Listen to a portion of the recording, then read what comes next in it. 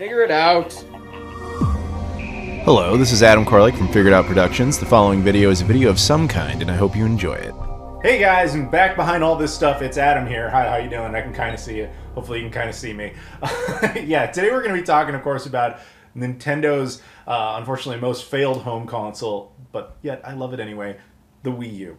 Before we do that, though, if you guys could do me a favor, please like this video, comment down below, and subscribe if you haven't done that already. Also, in the social media stuff is in the description. Twitter, Instagram, Facebook, Discord, Patreon. Please follow me and support me on all those things. I appreciate that. And check out my new channel called Flying and Eating. There's a link in the description there as well, which is about adventuring around the world and finding, locations to eat at and adventures and things you can do in those places. I'm actually doing a whole giant series on Japan. I think a lot of people get a kick out of. But anyway, it's all over there. Check it out. Thank you so much for the support. Now, with that out of the way, here's the basic pitch of what we're doing today, because I'm sure you've seen the time code, and this is a very long video, and there's a reason for that. Not only are we going to talk a little history of the console itself, but we are actually going to sit here and go through every single physical edition release ever put out on the Wii U. Yes, this is a full Wii U set. This is one of the few consoles where I actually have every single release. And to clarify what that means, I have every single US game ever released, as well as all the European exclusives that North America never got,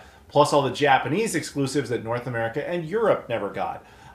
There also are bigger cases for some of these, like for example, Guitar Hero has a giant box. For obvious reasons we didn't include that, just because there's so much stuff on the table as it is. But yes, you're going to see at least the base DVD case of every single release, and we can talk a little bit about each one. Cool? That's the video. Let's do this. And if you like this idea, maybe we can recycle it for a couple other consoles. I don't have a whole lot of complete editions, but I got some. Maybe we can do a thing out of this. Who knows? But the core motivation for this was the Wii U actually just hit 10 years old. Wow, right? So the Wii U launched on November 18th, 2012, which means that November 18th, 2022 was actually the 10-year anniversary. And the only reason I couldn't do a video on it at the time was I was in Japan, so there was no opportunity to do it. And I do want to get this out of the way. This is not, I'm sorry to disappoint, but this is not the beginning of the 8th gen game series. And the simple reason we haven't done that is because the Nintendo Switch is still going. And yes, the Nintendo Switch is an 8th gen game console. I hear a lot of people that be like, but I think of it as a 9th. It doesn't matter. I think of the Chicago Bulls as potentially winning a title every year, but it never happens. Sometimes you have to accept certain realities. The Nintendo Switch is an 8th gen console, so once it's over, then we can eventually do the full set. And before I get the, well, Adam, you can't have two consoles in the same generation because Wii U's already there. This has happened multiple times in history. SNK did this. Sega did this. Atari did this. You can have two consoles in the same generation. It's very, very okay. If you want more information on all that, I did an entire video on this, actually.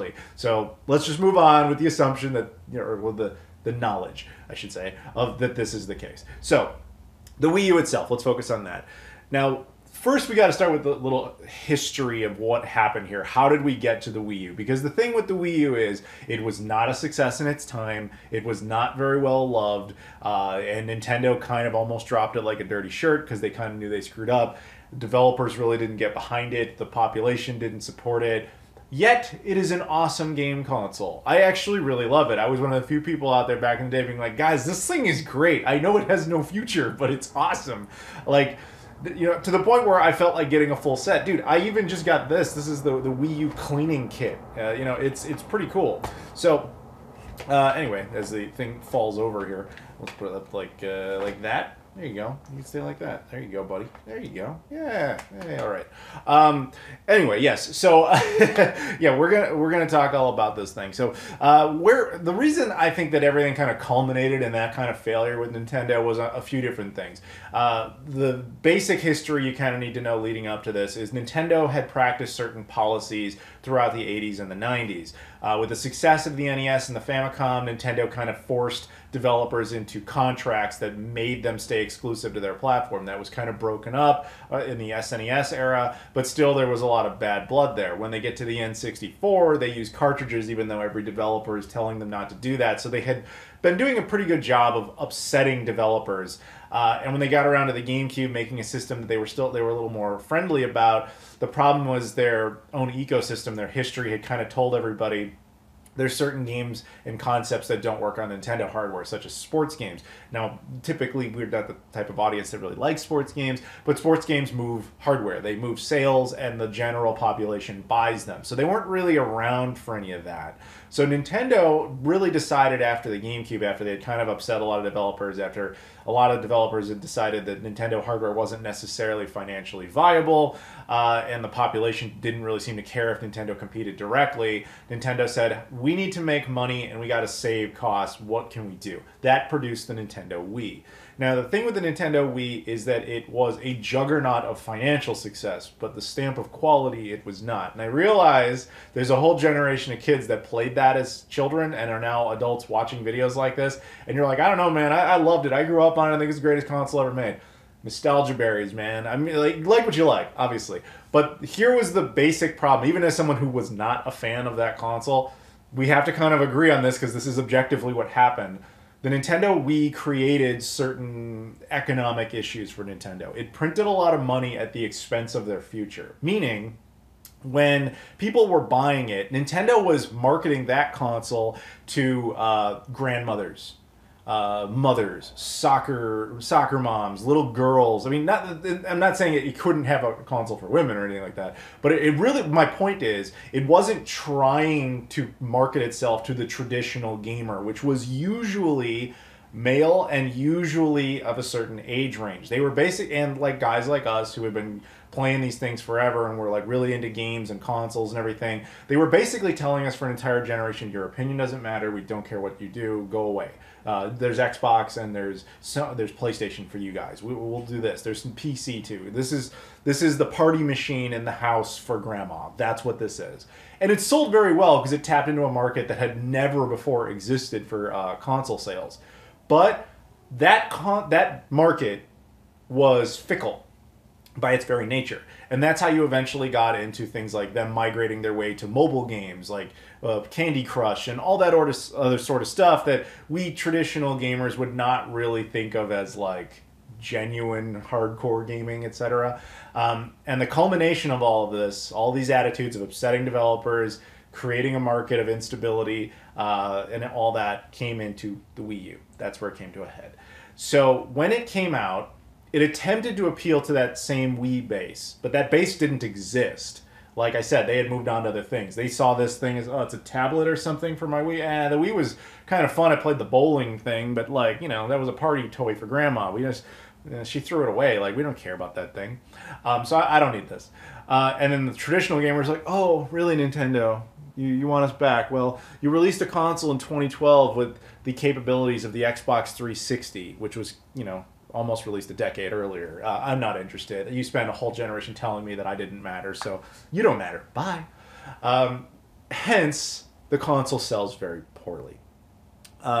Very quickly on at the beginning of the console's release, third-party developers just jumped ship. Like a lot of them did. There was a few that stuck around, but not many. Ubisoft by far was the most loyal to them, but like 2K, EA, a bunch of others all jumped ship relatively quickly, which we'll get a little more into when we get to the games.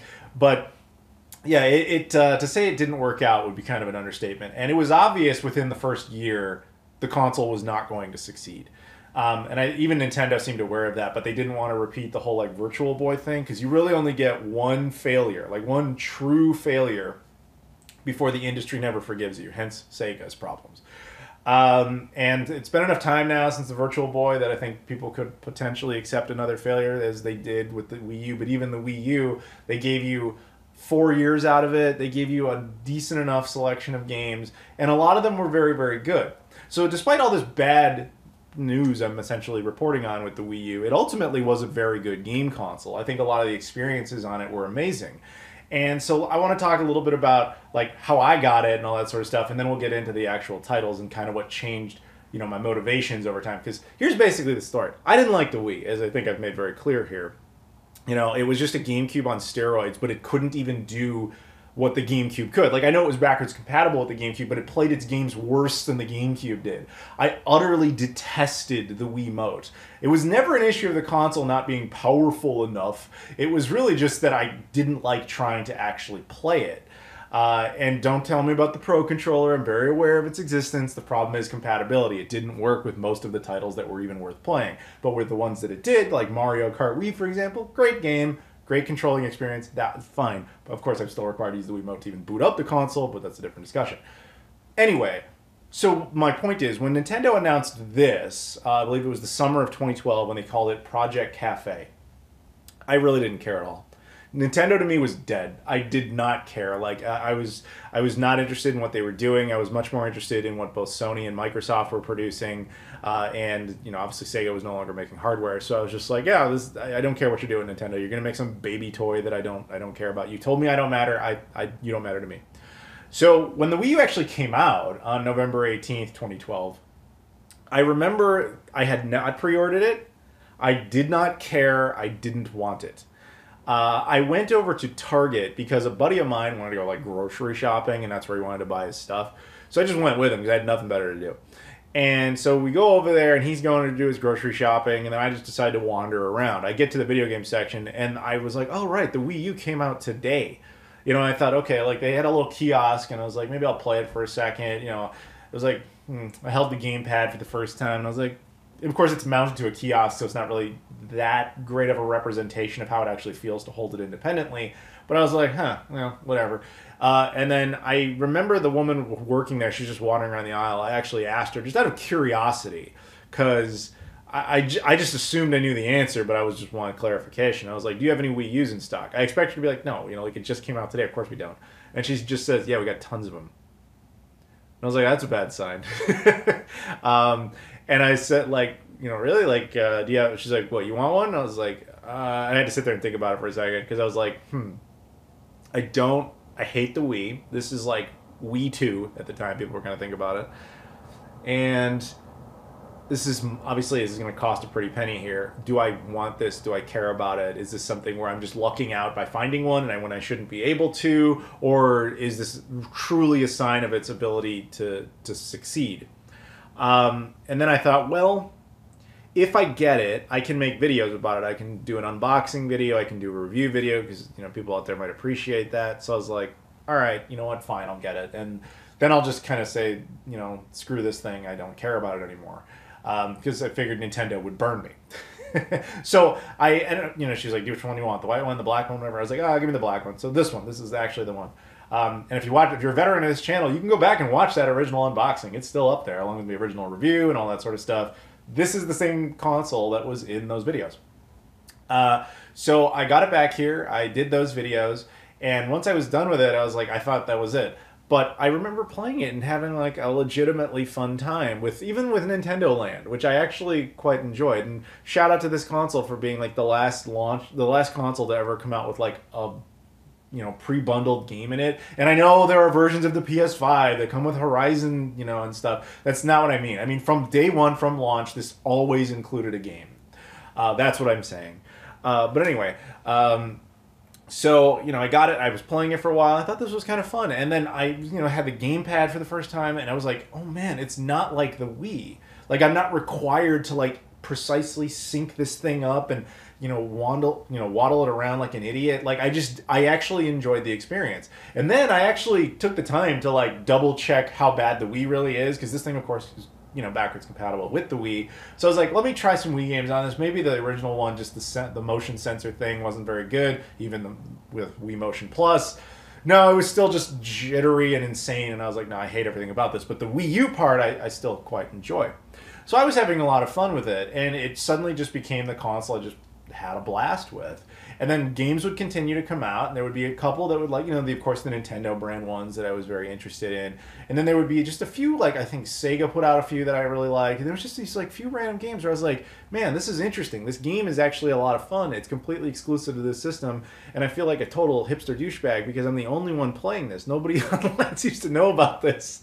And it was an interesting position to be in. And if you guys saw that every year when I was doing, like, what was the anniversary of that console like, I was always excited about it because I was like, dude, I'm having way more fun with this thing than I ever thought I would. It was a great time, but it was obvious it had no future. Nintendo couldn't sell these things. They basically couldn't give them away. Nobody was interested. And after a year, it was obvious to everybody that Nintendo wasn't going to continue to support it, that, you know, there wasn't their primary focus and they were going to have to switch hardware, but they really had nothing ready to go. So they clearly started working on the Switch probably around a year later. And I think we first heard about that Project NX, as it used to be. I want to say that was back in, man, I want to say that was like 2015 or maybe even 2014 when they first started talking about that. I don't remember offhand, but NX eventually became the Switch. So we knew they were. It was a short lifespan, and you can truly tell that when you go back and look at the releases, because after about, I think it was maybe after 2 years of the console. In episodes of Playload, you can go back and watch all the pickups videos. You start noticing that I get a higher and higher and higher and higher increase of Wii U games. The reason for that was twofold. One, I really liked the console, but two, they were getting very cheap to get.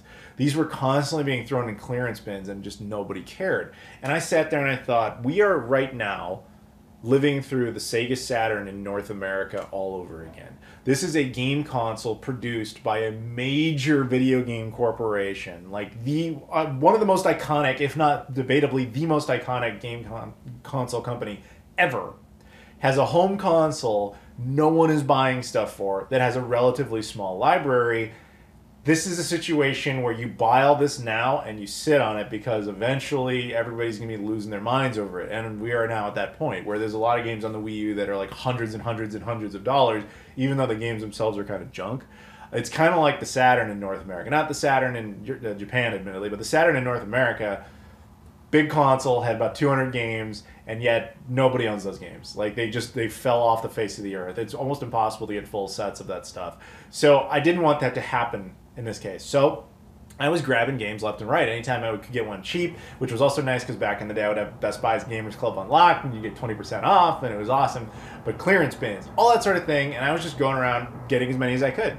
And then eventually I finished that set, which was really cool. And we'll get into a little bit of that as we talk about the specific games, but yeah, I really liked this console, and it did not surprise me that it failed. I mean, I kind of knew that well before it even came out. I think a lot of us did, but it was the most apparent. Not only was the announcement of NX, aka the Switch, but when the releases started drying up. One thing we have to thank this console for is it definitely created a shift in Nintendo's policies. See, before the Wii U, Nintendo had like very strict policies on what could appear on their console, etc.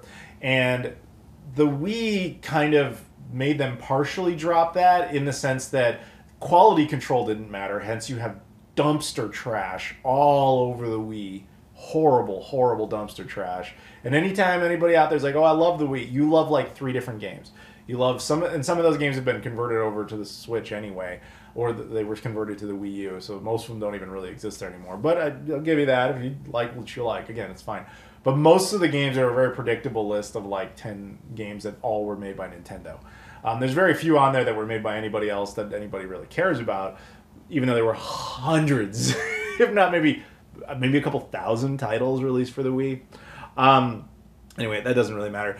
All the point is that lowered the bar of quality, but in this case they wanted to increase the bar of quality, but they eventually had to open it up to a new forum, the indies. See, Nintendo has never really allowed that to exist on their ecosystems physically. They didn't want to deal with low print run games and all that sort of thing. The Wii U forced them into it, because in the last year of the Wii U, and I remember even saying this in videos while it was happening, and I was actually showing said games in videos, I was like, the Wii U, in its final year, had almost no real support from Nintendo. It was incredibly apparent that all their games that were in development were for the NX, aka the Switch. And they gave us like a token version of, Breath of the Wild as their big finale. But outside of that, every game that came out wasn't by AAA companies, other than Ubisoft, again, was pumping out Just Dance games and stuff like that. But every other game were physical indies. Something that had never existed on Nintendo hardware. And Nintendo kept that policy. They recognized the value of having low print run, high quality games from indie developers being allowed to be sold on their platform. They generate revenue, they give people a lot of excitement, and they make a game out of it as far as like collectability goes, which kind of appeals to the guys like me. So the Switch, of course, is now overloaded with stuff like that, but that's a different discussion entirely. Point is, you can thank this console for allowing that. So ultimately, the console only sold around 10 million units. It actually sold just a little bit more than the Dreamcast did in like a year and a half. It took the Wii U 4 years to do that. It was not a success. And I can't speak, it's ironic, I can't really speak to the US on this because in the US, I never see Wii U's anywhere. They seem to be just completely gone. Europe, I think I've seen a couple. But Japan, that's the interesting one. In Japan, these things are popping up in junk bins all over the place over there. Like, I kept seeing it a lot. Like, a lot. Like, it was to the point where it was shocking. And so, we're in that phase, guys, where if you want to get in on this, now or never. For better or for worse, do it while you can. I got out in front of it. I'm done. It was cheap enough for me, and we're good to go. But yeah, just throwing it out there. Okay. So I think that's kind of a good little history lesson on the console there and my experiences with it and all that sort of stuff. And we are now going to focus on the actual games. Now, physically, as I said before, the console had about 200 titles released on it, just a little over. And that, again, includes from every region combined. So let's just get going, and we'll see how this goes. So the first one up, alphabetically, these are in alphabetical order. Although we can also time it. Let's see how long it takes until one of these like piles just falls over or something. We got 007 Legends. I don't know if I ever played this or not. I know this came out on other platforms too, but yeah, we got the, obviously, Wii U version with Daniel Craig. I'm not the biggest Bond guy, despite the fact that GoldenEye, like for 64, is one of my favorite games of all time. Then we've got Adventure Time. Explore the dungeon because I don't know. What's interesting about a lot of these games is that they have a lot of, I don't know if this one is one of those cases, but there's a lot of games where there's exclusive features because of the gamepad. Because they had the option to put on two screens at the same time. Now, not every developer took advantage of that. Some developers made games that were too quirky with that. Some developers had this nice mixture of both. And again, it's on a case-by-case basis. But yeah, it is funny that there are changes like that. It's one of the things that makes it the most unique. I think one of the stupidest things Nintendo ever didn't do was they never put out like a DS adapter for this thing. Not 3DS. They couldn't have realistically done that hardware-wise. But a DS like adapter, like the Game Boy player for the GameCube. Connecting via the USB ports, using the two screens. Hello? Like, Nintendo, where are you on that one? That was so obvious. But they didn't do it. But then again, it might be because it didn't work on the GameCube. They put out the Game Boy player for the same reason. They was like, oh, we'll bring that base over here. And while people loved it, it didn't exactly move a ton of hardware. So maybe they thought, doesn't matter enough. Adventure Time, Finn and Jake Investigations. It's funny, I've barely ever watched an episode of the show, but I do know that making bacon pancakes thing, because everybody knows that. The Amazing Spider-Man Ultimate Edition. This is kind of interesting, because, of course, this is based on the ill-fated Spider-Man franchise that Sony did as their initial reboot with Andrew Garfield. This was kind of what I think they were originally kind of intending the Wii U to do a lot of, which was take a lot of 7th gen games and then like ultimate remaster editions for the Wii U, because that kind of worked for the Wii, taking certain 6th gen games and being like, oh, this is the definitive edition thing. And in a lot of cases, it probably should have worked, but when nobody buys your console, it doesn't really matter. It's hard to convince people to buy a console specifically because you want to play a slightly upgraded version of a game that already exists. Amazing Spider-Man 2. Both of these games are actually quite rare now, just because Sony now decided that Spider-Man stuff has to just be on PlayStation hardware. At least that's my understanding of what happened. So these are like these are the type of games that will absolutely never be reprinted ever again. They live and die on the system they already are physically on, and that is that. Angry Birds Star Wars. I think there was a brief hot minute where this was like the first or one of the first Star Wars games under the Disney era, but it was only because it was a holdout from the previous era, from the George Lucas era. Angry Birds Trilogy. Bonus content included. I don't know what, but there it is. This is, again, one of those games that works pretty well on the Wii U just because of the gamepad, because it requires like the screen for flicking and stuff like that. Animal Crossing Amiibo Festival. I have never played this myself. My girlfriend is super into Animal Crossing, and when I told her that, like, here we go, I've got this one, you want to try this? I even have some of the amiibos because it came in this bigger box thing. She said this one was terrible. So I'll have to trust her judgment on that, because it's like the amiibos are what ruin it. It's like, I don't want to, this is like a Mario Party type of thing, but with amiibos. This is not what I wanted. But, I don't know, I didn't play it, But, yeah. This is also like one of the cheapest amiibo or Animal Crossing games like ever made, because they were big, bulky games, because of the amiibo pieces, and just nobody wanted it. This is our first European exclusive. This is Art Academy Atelier, forgive my pronunciation. But yeah, this game came out physically in Europe. We never got it over here. I forget exactly where I got this, or if I ordered this online. I don't remember the story with it, but I think we got this digitally here, but they got a physical edition in Europe. Unfortunately, and this is a good time to talk about this, the Wii U is region coded, which was also a very stupid move on Nintendo's part, because it naturally made this process harder to deal with. Had the console been region free, as would become standard really right around the corner with the Xbox One and PS4, they probably would have done a little better. It's really sad they never put out a firmware update to unlock that, because that would have opened a lot of doors. I think a lot of more people would have been interested, especially because like some games can be rare in one country, like we'll get to it, but like Devil's Third in the US, very rare here, but not in Europe. And so if you could just buy that version and just play it guaranteed on your Wii U in the States, I think more people would have been supportive. But region coding, man, there's essentially no perk to it from the customer perspective. But there you go. I do have a hacked Wii U, though, that is region free. Next up, Assassin's Creed 3, which, of course, mentioning Ubisoft. Ubisoft was probably, after Nintendo themselves, the biggest supporter of the Wii U. They went all the way to the end, man. They were there at the launch. They stuck around. And incidentally, their support is how you got the Mario Rabbids franchise in the first place. The only reason Nintendo doesn't have a great history of allowing other companies to use their beloved IPs, such as Mario. They once had to let Philips use it famously for the CDI, but that was a different set of circumstances. Outside of that, they very rarely let anybody else touch the characters. They let Ubisoft do it because they respected Ubisoft's loyalty to sticking to this console all the way through and never abandoning them like everybody else did. They appreciated that. That's how they paid that forward. But yes, Assassin's Creed 3. Assassin's Creed Black Flag. This is the Walmart edition. There's, of course, a vanilla version. And again, I want to stress this.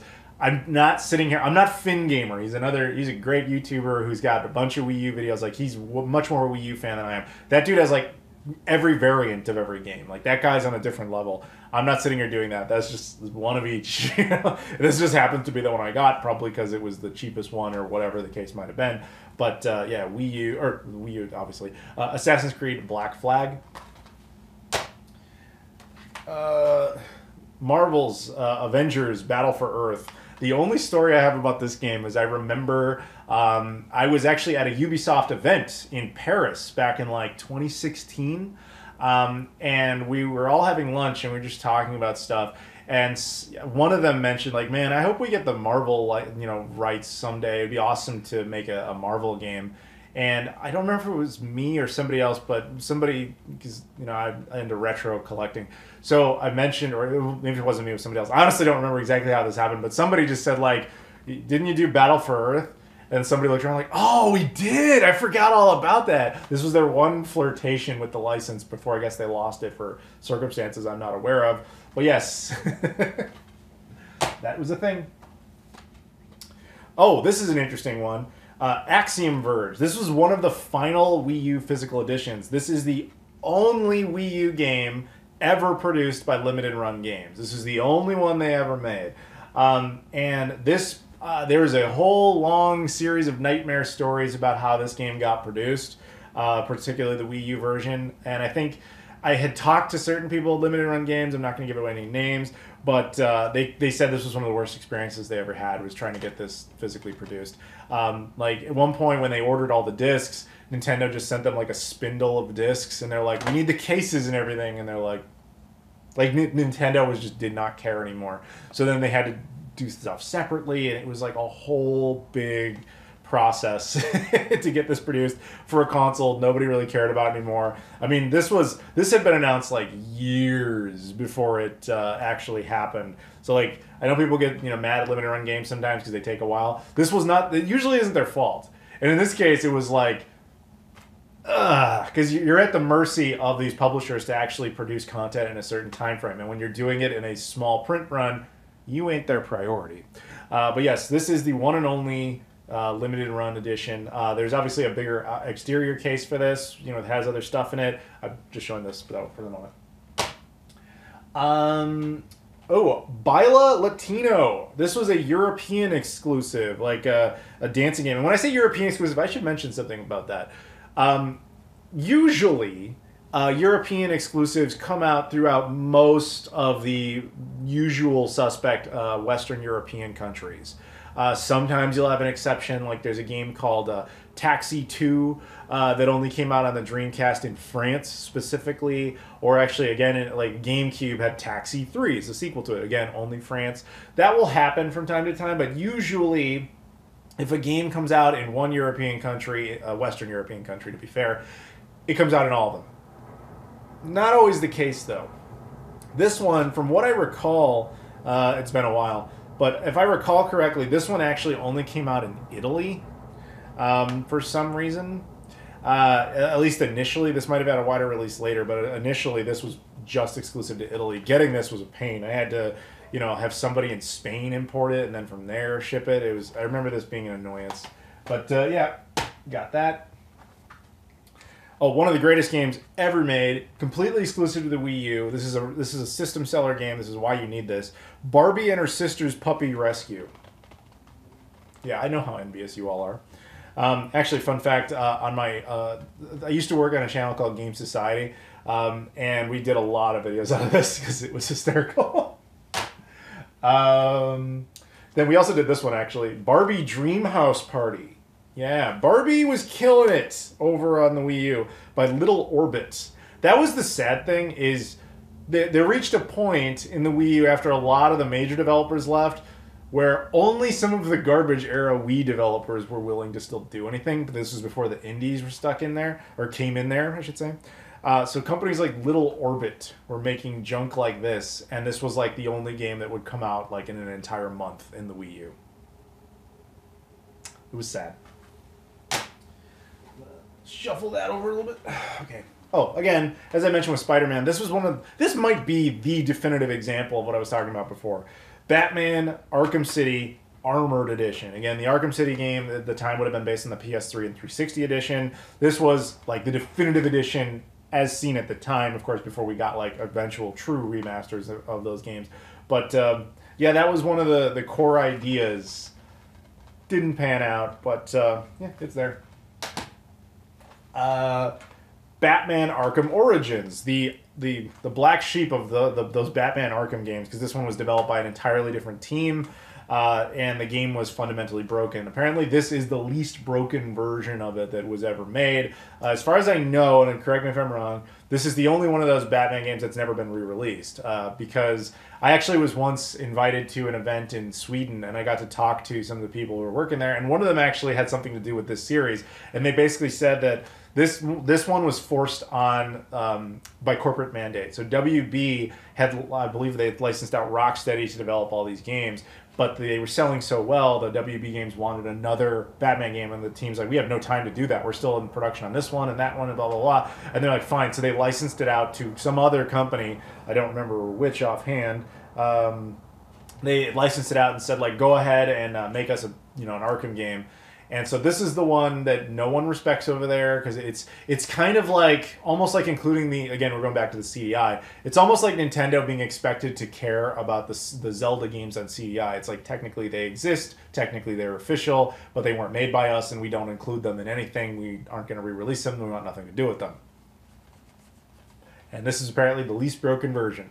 It's my understanding. However, if this for some reason did get re-released, I apologize. I don't know. That's just what I remember being told at the time. Bayonetta. Now this one's kind of interesting because this is a physical European edition. The funny thing about this release was we did technically get it, but we only got it as a bonus disc included in the sequel.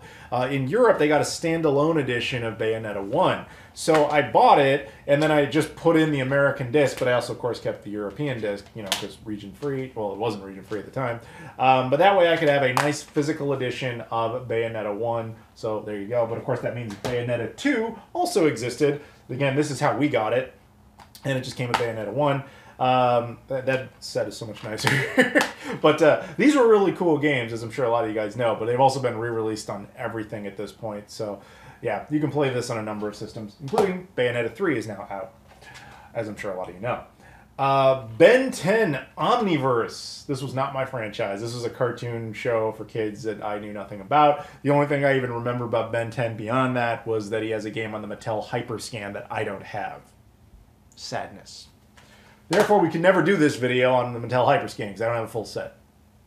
By the way, if you like this idea of like going through full sets, let me know. I don't have that many, but I got a couple. Ben 10 Omniverse 2, the much anticipated sequel. Compatible with OmniLink. I have no idea what that is. I assume it's a type of toy or something. I don't know. Oh, Book of Unwritten Tales 2. Funniest thing about this, I remember buying this at a Best Buy in their clearance bins, like, oh, $9.99, then Gamers Club Unlocked or whatever it was, so it's down like $8 or whatever. Bought a copy, get it off the list, don't care about it. This is one of the most expensive games on the system now. So I'm told. Because it was one of those releases that barely came out, nobody bought it, and it hit clearance bins almost immediately, which means it was discarded very quickly. So there aren't a whole lot of these floating around out there. So if you're a Wii U collector, it's probably one of the hardest ones. However, this game itself actually exists on other platforms, which means there are certain ones in here that are even worse. Brunswick Pro Bowling. I got nothing else. Cabela's Big Game Hunter Pro Hunters. These Cabela's games are hilarious. Again, on the other channel, that Game Society channel, we used to do a lot of videos on these because they were just like, yeah. Just if you ever played one of these, it's just a bunch of like, yeehaw, let's go shoot a bunch of animals. Like, I don't know. I got nothing against people hunting or whatever. It's just the way it's presented is so like, ugh. Like if I was into that, these games would embarrass me. You know what I mean? Cabela's Dangerous Hunts 2013. I remember this being hysterical. This is basically a first-person shooter against, like, lions. Again, did videos on the other channel. Call of Duty 2 Black Ops. I actually kind of remember trying to play this for a while, and this was one of those games that kind of taught me that I didn't really like Call of Duty anymore. This is a whole side different discussion. I like some Call of Duty games a lot, specifically Call of Duty 2 and Call of Duty World at War. And I know there's a lot of people out there like, wait, what did you just say World at War? That was terrible. It sucks. I like the first-player campaigns, single-player campaigns. I hate online gameplay. It means absolutely nothing to me, so I can't judge it on that basis. So I like the historical element of it. What I don't like is things like Call of Duty Ghosts, where it's all like fantasy made-up stuff that doesn't interest me. Modern Warfare doesn't interest me for those reasons. I like stuff based in history, which is why Black Ops was kind of interesting, because it should have been. It was based on history, but it had too much like stupidity in it, and I couldn't get behind it. Like it's due for a review. Like I'd be willing, or a retry, I should say. I'd be willing to try it again, but I just haven't got around to it. Speaking of Call of Duty Ghosts, that actually did get a Wii U version, and it's one of the more inferior versions, and logically so, because this was, by the time this came out, it was like, hey, we're already on next-gen platforms, there's really no reason for this to exist. This is basically the 360 version, but without like an online version. Like, it technically existed, but it was essentially unplayable because nobody was really on there. However, apparently it did run better than the 360 version, if I remember correctly. This was one of the few times Nintendo gave us something special. Captain Toad's Treasure Tracker. The thing I remember best about this game is my girlfriend played this forever. Like, she basically wouldn't allow me near my Wii U because it was hers now to play this. So, yeah, this was a big game. This, of course, is emblematic, though. This got re-released on the Switch with extra content, making, of course, the definitive version over on the Switch. That's something that must also be said, because I barely did. Nintendo kind of designed the Switch around the ability to very easily steal content. I mean, you can't steal what you own, but you know what I mean, from the Wii U. So a lot of the best games on the Wii U that were ever created ended up on the Switch anyway, thus leaving us with kind of inferior versions left over on the Wii U, even though they were originally made for it. They're still very good. They're just lesser versions now because of it. Unless you like the gamepad's bonus features, which are not possible to replicate over on the Switch, but we can talk about that a little more later. But yeah, this was a good game. One of the last games for the Wii U, actually, Cars 3: Driven to Win. I remember this coming out and being kind of surprised. Like, by the time this came out, like, the Wii U was, like, it wasn't even suspicious anymore. Like, we knew the name of the Switch, like, we knew it was coming, and this still got random releases on, like, previous gen hardware. I think there's actually a 360 and PS3 version of this, oddly enough. But yeah, they probably just did it because it was already like, whatever, just port it to that too, who cares? There you go.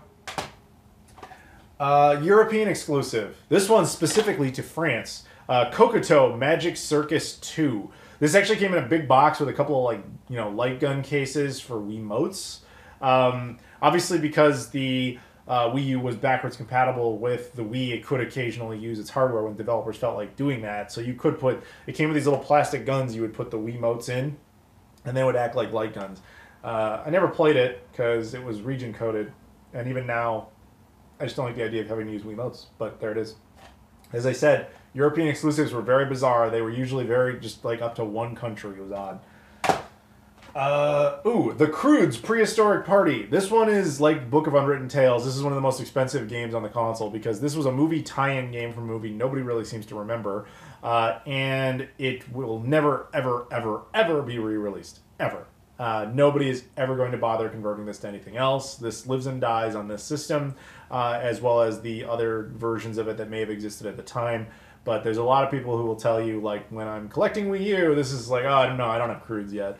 Nobody has this one. It's, again, probably sold like crap at the time. I probably got it from something like GameFly back in the day. I don't remember, but yeah, got that.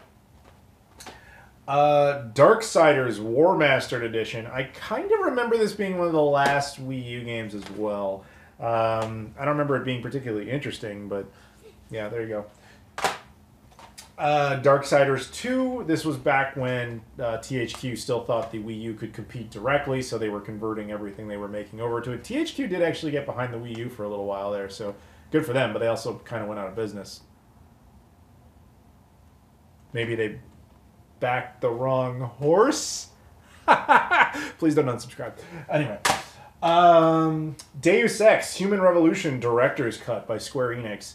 I don't remember Square Enix making a whole lot of games for the Wii U. Obviously, they did do this one, but this one was also available on 360 and other platforms. So I don't think they did anything exclusively to it, but I could be wrong about that. Although, to be fair, they did more stuff in Japan than they did here.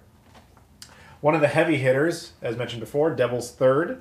This was Nintendo's weird attempt to like start an entirely new, mature franchise. It was very out of character for them. You know, it came out, people thought it was just kind of meh. And then it just disappeared. This is actually probably one of the most notable Nintendo games for the Wii U that has still not been converted to anything else. And it may never, just because of the nature of the game and how this was probably some sort of desperate move over at Nintendo where they were like, look, we need to attract a new base. These kids' games aren't going to appeal to those 30-something guys. Let's try to prove to them that we can do something significant. And then the game fell flat on its face anyway, so if you want it, though, the European version is cheaper, but again, region locked. I kind of remember that game actually barely even coming out. I ordered it on Amazon. I think they did like one print run or something, and that was it. Epic Mickey 2. The Power of Two!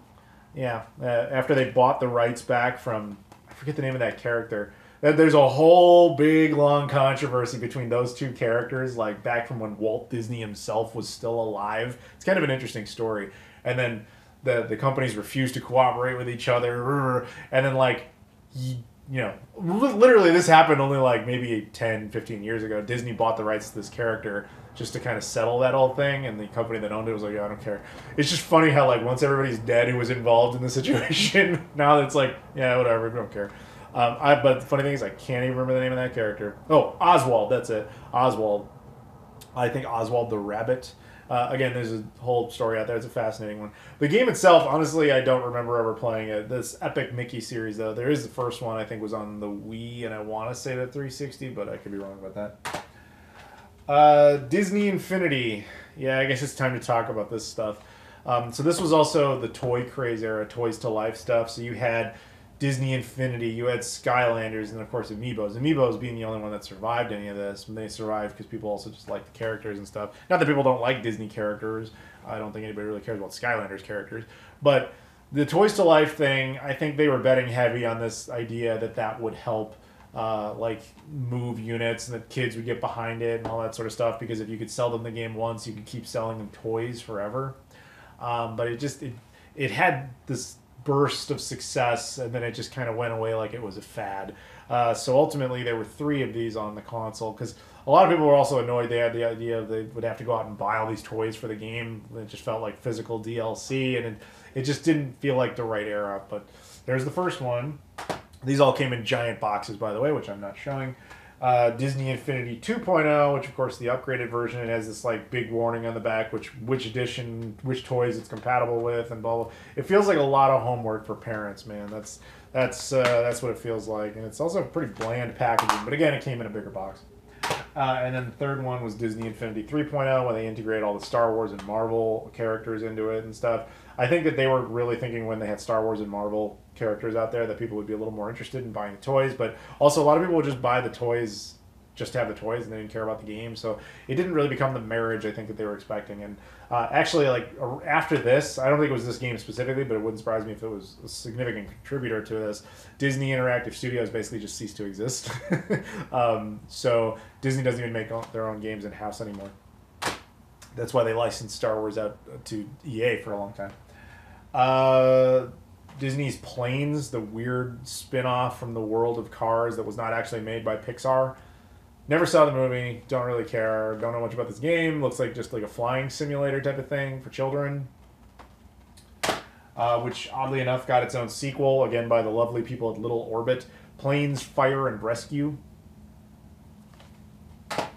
Finally a big one. And this should show you something. How many of these titles have we gone through? And how many did Nintendo actually make? This one they did. Donkey Kong Country Tropical Freeze. This was a big game. This one was people were really excited about this. This was kind of the follow-up to the Wii game that people really liked, which of course was meant to really cater to the fact that the Donkey Kong Country games originally on the SNES that everybody really liked. Of course, those were made by Rare, who's now owned by Microsoft, so they had nothing to do with this. I remember liking this, but I have not touched it in a long time. And of course, this game was also reissued on the Switch with additional content and so on and so forth. So if you like it, it's probably better on the Switch. Again, unless there's additional features on the gamepad that don't exist, but you know, whatever. Good game, though. We get to our first Japanese exclusive.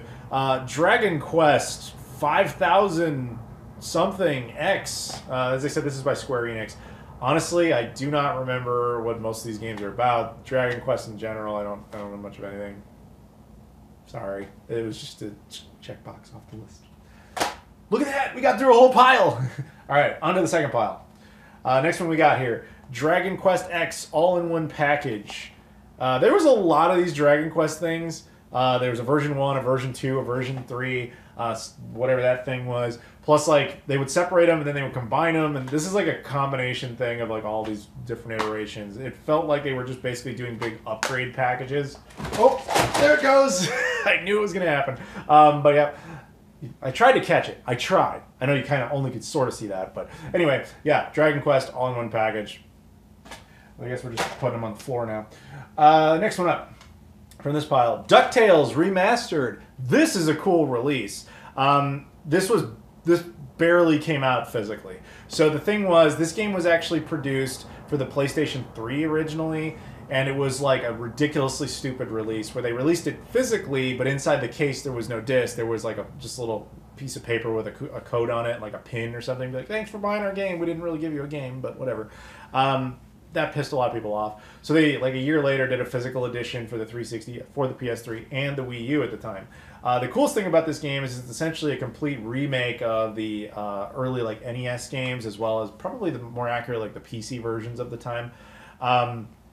And because they could have voice acting and all that sort of stuff, they actually got as many of the original cast back together to play the characters again. The guy who played Scrooge was something like 90 years old when he did the voiceover for this. It was kind of amazing he could still play the character. They got as many of them back together. So like, this is for any DuckTales fans. I'm sure you guys already know this. This is a true must play. Like, which version you play is up to you, but it's on the Wii U. I want to clean that up, but I can't. It was just the whole tower was like short of just one game, and then it just ESPN Sports Connection by Ubisoft. Told you Ubisoft supported it. This is a Japanese exclusive, which is an odd one. F1 Race Stars Powered Up Edition. This game is by Codemasters. Codemasters is a British company.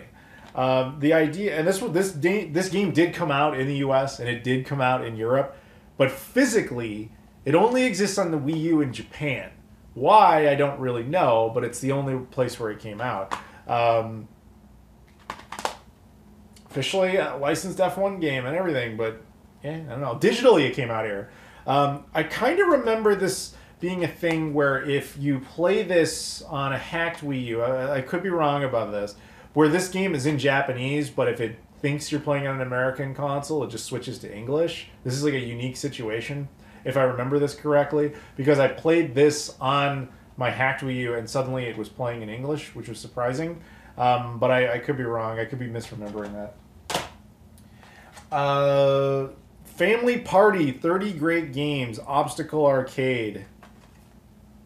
I believe this was based on, there was a Japanese series called the Simple series that's still a thing, where they just do like these really basic little games that get physical editions. And in Japan, they kind of compiled a bunch of them into like a Simple 30 or something. And for whatever reason, they brought that over here. Which, I mean, I guess I'm glad about that. More content, but not a very good game. Or series of games. Fast and Furious Showdown. I forgot this was even a thing. I mean, this is really just like a racing game with licensing from a movie. It might be expensive because of that. I honestly don't know. Oh, this one was cool. Fast Racing Neo. This was one of the last physical releases for the Wii U. This only came out in Europe physically. It was from the eShop Selects line, which I think consisted of exactly 2 releases. The other one I have, but the other one did come out in the US, and I'll show you when we get to it. But they put these out at the exact same time. In Europe, they got both. This is actually a pretty cool little racing game. We got this digitally, and they kind of suggested we were going to get it physically, but it never happened. But yeah, it did come out physically in Europe, so got that.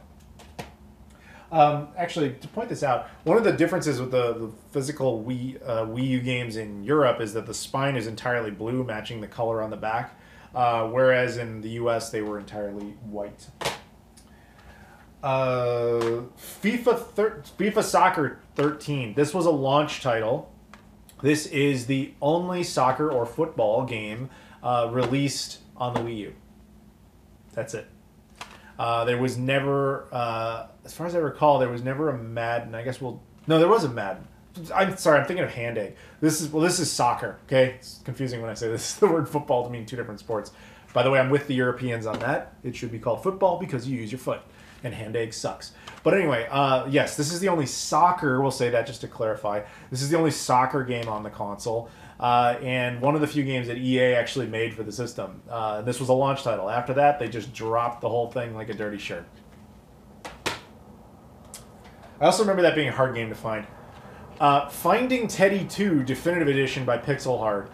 This game was actually intended to be the last physical Wii U game. And I know that because I know the guys who made this. And they sent me these copies. I actually did videos on this at the time because this was like well after the Wii U was dead. Like the Switch had been out for a while, and Nintendo was like, "All right, we're done. Like last call for anybody who wants physical Wii U games." And so they put this on the system. It's actually a pretty cool little game, but you can go see that video if you ever want to. Limited to only 3,000 copies. Next up, Japanese game. This is actually an interesting Japanese game because it's one of the few mature games they got. Hence this like black case. That's like a rule in Japan. You have to make it really identifiable as a mature game, so it's not for children. Fist of the North Star, Ken's Rage, if I remember correctly. I can't read Japanese, but I'm pretty sure that's what that game is.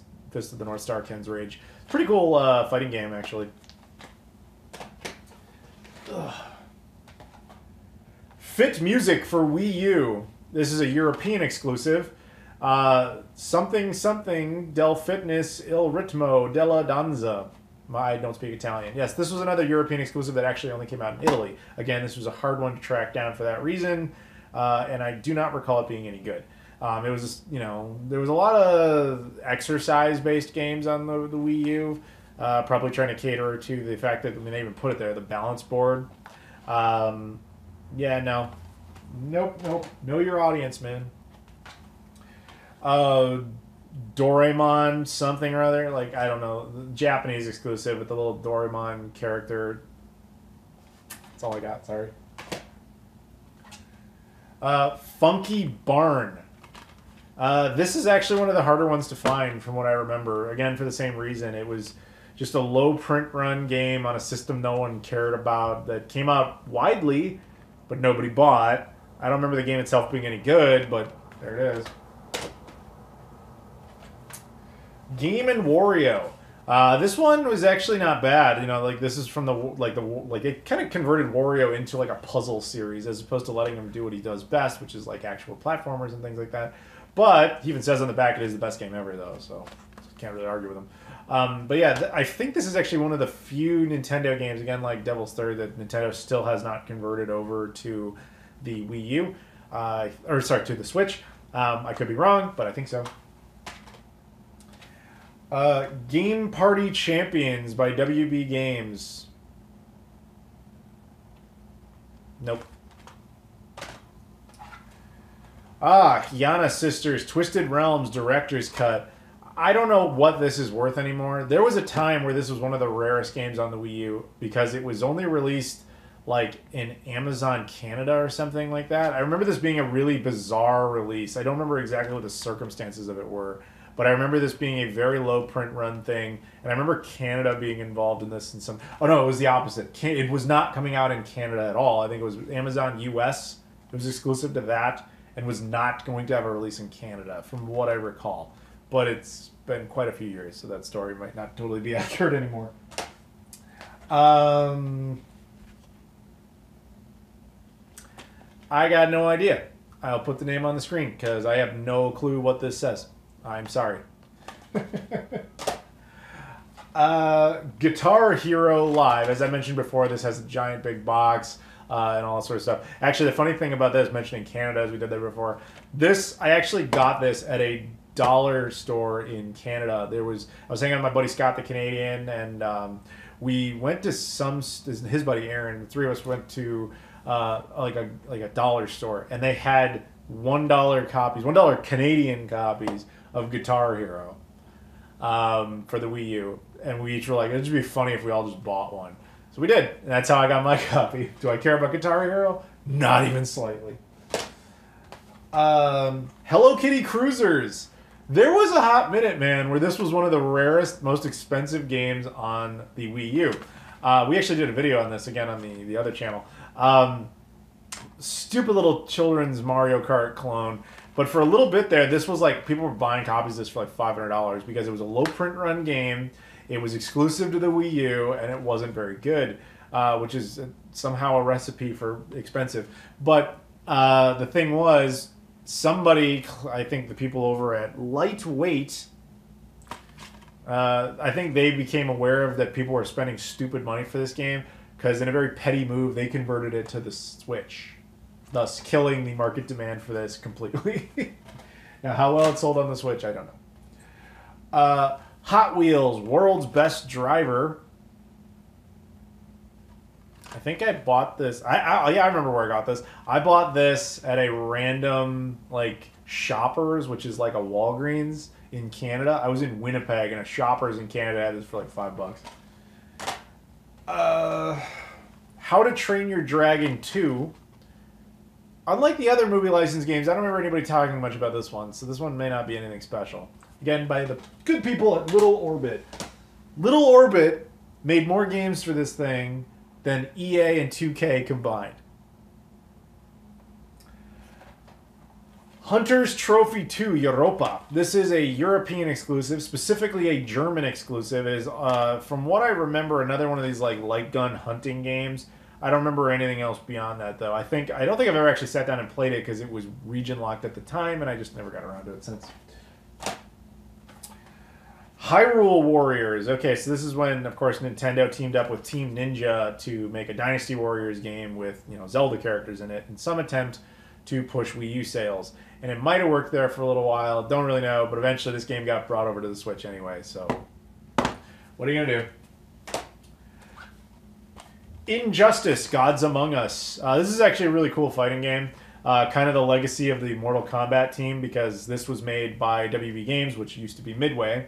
And Midway had kind of entered this arena by doing Mortal Kombat versus DC Universe on 360 and PS3, if anybody remembers that. Very cool game. So eventually they just let that team just start making these DC era fighting games. It's a pretty good game, actually, but there are better versions. Jeopardy. Again, this was by THQ. This actually was a pretty expensive game for a minute. I don't know why, other than the fact that it was semi-exclusive to the Wii. I don't know if the Wii U version was in any way better. I don't really know. I don't know if it still has any value or not. I remember it being hard to find, though.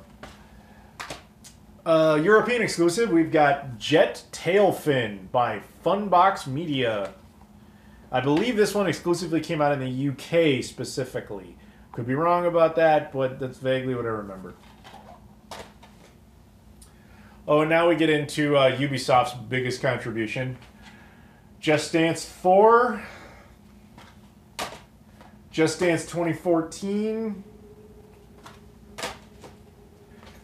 Just Dance 2015. Just Dance 2016. Just Dance 2017. Just Dance 2018. Oh yeah, we're still going. Just Dance 2019, which this was for a little bit there. This looked like it was going to be the last physical Wii U game ever. Ubisoft was actually cool enough to send me this. Just Dance Disney Party 2. Just Dance Kids 2014. Just Dance Wii U, which is actually a Japanese exclusive. Yes, there's a Japanese exclusive Just Dance game for the Wii U. So it is kind of sad percentage-wise, because there's probably more Just Dance games on the Wii U than there is any other franchise.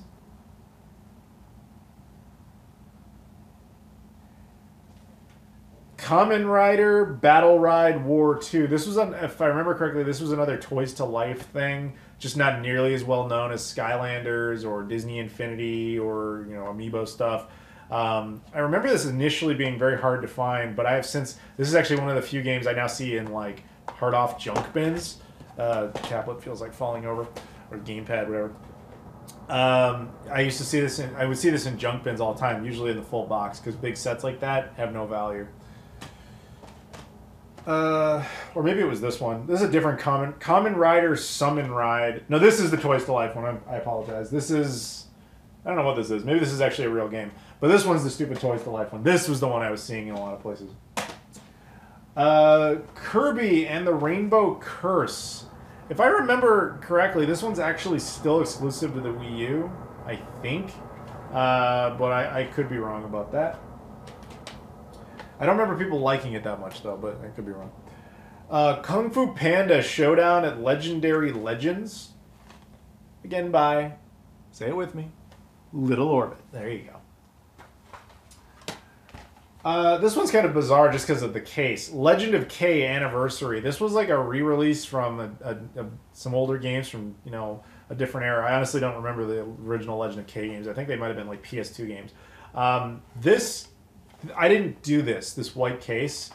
They released it like this, in this generic white DVD case. It's like this, and there was some European edition of one of the Batman games that came like this, I guess, and that was it. This, to me, screams like this game barely came out. They put no real money in it. They didn't even bother with the standard Wii U case. I don't know if the game itself is any good or not, but it's not a good sign. This, of course, is the big finale to the Wii U. Is of course Legend of Zelda: Breath of the Wild, which of course is the system the game was originally made for. It was intended to run on this, and in some ways, performs better than the Switch version. But I think in general, most people would agree that the Switch version performs better overall. However, this one is far easier to emulate because of PCs being able to now run Wii U stuff. Yeah, and there's I remember there being some sort of a mention of a bug on the back because of the artwork, like it shows controls that it doesn't support actually or whatever. But honestly, I don't even remember what the story with that is. But probably one of the best games on the system, and it barely came out. And the only reason it got released is because Nintendo had been repeatedly promising it for years. But there's a reason they also launched it essentially at the exact same time they put out the Switch version. This was more like, yeah, fine, take your Wii U version, but please buy a Switch. Legend of Zelda: The Wind Waker HD. This, of course, was an attempt to kind of, hey, I know Breath of the Wild isn't ready, but maybe buy us a Wii U now because we do have some Zelda stuff. So they basically took the GameCube exclusives and started bringing them over because enough people haven't played those now, we could upgrade them. It is funny actually that these have not been converted to the Switch yet because they kind of did all the work. A lot of people were thinking that would happen for the 30th anniversary. I legit drank the Kool-Aid very hard on that one. I thought that was going to happen, but nope, it did not. And of course, that would be Legend of Zelda Twilight Princess HD as well in that set, and that's pretty much your entire Zelda collection there for the Wii U. Good games. Lego Batman 2. This is the only thing that's going to potentially compete with Just Dance as far as the numbers go. But yeah, Lego Batman 2. This is actually a really good game. I love those Lego games. Lego Batman 3. When I say compete with Just Dance, I mean in sheer numbers. There's a lot of Lego games on the system. But that Lego Batman 3 is very good. It was just better on PS4. Lego City Undercover. This is actually the most interesting one because this was actually developed specifically for the Wii U, and it was meant to be an exclusive for the Wii U. And pretty much the second they were able to get out of that, they brought this over to PS4 and Xbox One because they're like, nobody's buying the Wii U. I mean, there were bundles of the Wii U sold with this specifically, especially in Europe. Lego Dimensions. This just happened at the wrong time, man. This was Toys to Life again. This was actually a pretty cool idea. The marketing around this was a lot of fun, where they were basically just trying to take like all these franchises. Before that idea got kind of annoying with things like Space Jam 2, etc. Where they took all these franchises, trying to merge them all into like the same series just to have fun in those universes, and they would sell you the Lego toys to be with it. So this had like Back to the Future packs, which was actually cool. The marketing of that was neat because they actually got Christopher Lloyd to play Doc Brown and be like, oh, he's partially responsible for why this is all happening and stuff. There's Sonic packs. They had a whole lot of just stuff. But yeah, there you go. But the game also required a big online component, which I wasn't a huge fan of. Lego The Hobbit. I actually never played this one. Because I have played most of these Lego games, actually. Lego Jurassic World has been on my list forever to play. I just never got around to it, but I want to. But again, I would probably play a superior version because I have the Xbox One versions. Lego Avengers. Also good. Lego Marvel Superheroes. This was actually a launch title for the Xbox One. Man, is that depressing. Because this game's nearly 10 years old.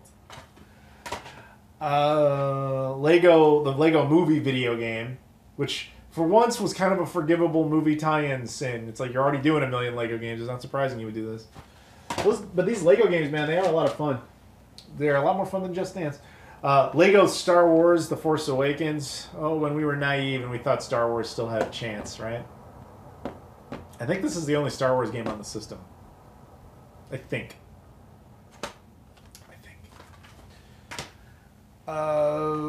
Love Me Buddies Wonderland. This is yet again another exclusive in Europe, and again specifically to Italy.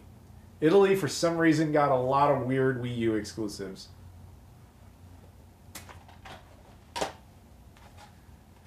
Here we go. Hand Egg, Madden NFL 13. This is the only Hand Egg game on the system. The worst sport ever created.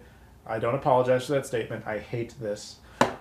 This is the only one they ever got, and I think this is the only other game EA ever put out on the system. They basically jumped ship immediately after launch, and as a result, This is the only hand-day game. FIFA was the only football or soccer game, and we haven't got to it yet, but there's one NBA game on the system.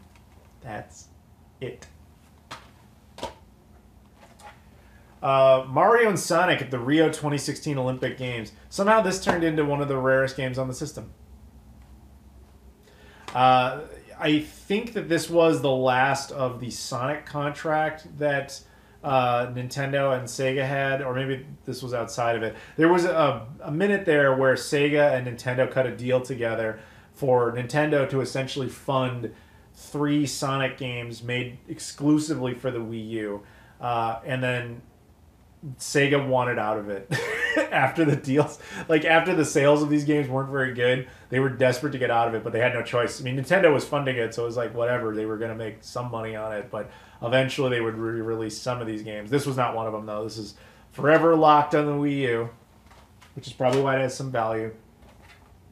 Mario and Sonic at the Winter Olympics, Sochi 2014. This one actually, I think, was the beginning of that contract, or they just counted it as accordingly. But yeah, this is another one that completely lives or dies on the Wii U. I don't think there was a Wii version of this. I think this is just the Wii U. Mario Kart 8, by far the most successful game on the system. Not even close. It's like I think that the Wii U sold like 10 million units, and I think there was like 2 million copies of this game sold. So this game is not even valuable. Like, it's super common amongst Wii U's.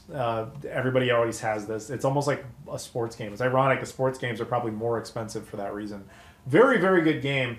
Obviously, this one also got brought out on the Switch with the new features and all that. But this is one case where I can actually tell you one of the features of the gamepad. With the gamepad, Nintendo couldn't really come up with any special way to integrate the gamepad in a unique way. There would be some additional screens. Maybe you could see where players were, etc. But the one thing they couldn't convert from this version over to the Switch version is if you press the screen in the middle, it would act as a car horn, so your character could honk his car or her car. That version doesn't exist on the Switch edition. That's exclusive to the Wii U. Oh wow, it actually stood up. You see that? But yes. That's whatever. Mario Party 10, probably the only Mario Party game that has absolutely no financial value. This is still worthless. Mario Tennis Ultra Smash. I remember this being depressing because we were getting like into year 3, I think it was, of the Wii U, and this was Nintendo's big game for the entire holiday season. They were just done. This one's interesting. Mario versus Donkey Kong something or other. This game came out digitally in the United States. It came out sort of physically in Europe, where it wouldn't come with a disc, but it would come with a physical case, if I remember correctly. And it came out on the DS, but they had brought it over to the Wii U, and in Japan they gave it a physical disc edition. There you go. I think it's Tipping Stars. That's what I want to say. I think it was Tipping Stars. Mass Effect 3 Special Edition. That game that nobody likes from Mass Effect before we got Andromeda, and people really didn't like that one. And with a ton of different endings and updates and all sorts of stuff. It's just a version of the game, but probably not the one you ever really want to play. Mighty Number 9. At one time, I believe this was a big... If I remember correctly, this was one of the few Kickstarter-backed editions from that era that actually came out to the Wii U. There were some games like Bloodstained where I specifically backed that for a Wii U version, and it never came out on the Wii U. This one actually did. And unfortunately, this game itself wasn't really all that good, but it exists. So you got to give it that.